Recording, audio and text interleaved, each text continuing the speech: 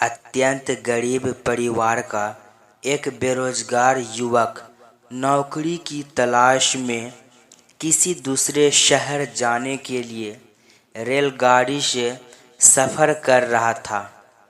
घर में कभी कभार ही सब्जी बनती थी, इसलिए उसने रास्ते में खाने के लिए सिर्फ रोटियां ही रखी थी।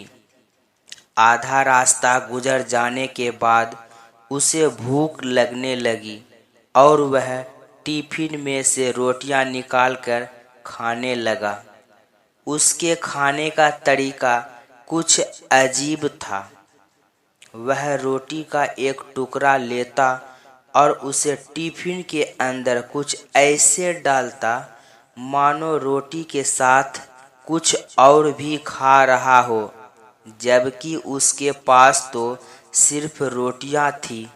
उसकी इस हरकत को आसपास के और दूसरे यात्री देखकर हैरान हो रहे थे। वह युवक हर बार रोटी का एक टुकड़ा लेता और वह झूठ मूठ का टिफिन में डालता और खाता। सभी सोच रहे थे कि आखिर वह युवक ऐसा क्यों कर रहा था। आखिरकार एक व्यक्ति से रहा नहीं गया और उसने उससे पूछ ही लिया कि भैया, तुम ऐसा क्यों कर रहे हो?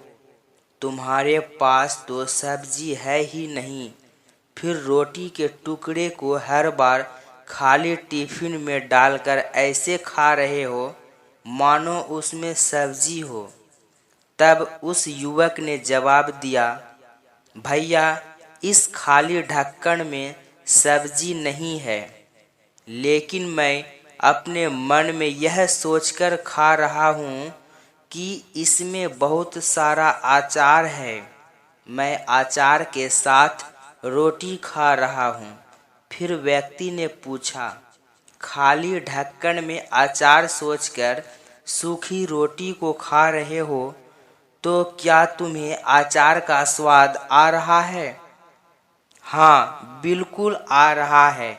मैं रोटी के साथ अचार सोचकर खा रहा हूँ और मुझे बहुत अच्छा भी लग रहा है, युवक ने जवाब दिया। उसके इस बात को आसपास के यात्रियों ने भी सुना। उन्हीं में से एक व्यक्ति बोला, जब सोचना ही था तो तुम अचार की जगह पर मटर पनीर सोचते, शाही गोभी सोचते, तुम्हें इनका स्वाद मिल जाता। तुम्हारे कहने का मुताबिक तुमने अचार सोचा तो अचार का स्वाद आया, तो और स्वादिष्ट चीज़ों के बारे में सोचते तो उनका स्वाद आता। सोचना ही था तो भला छोटा क्यों सोचे, तुम्हें तो बड़ा सोचना चाहिए था। मित्रों, इस कहानी से हमें यह शिक्षा मिलती है कि जैसा सोचोगे वैसा पाओगे।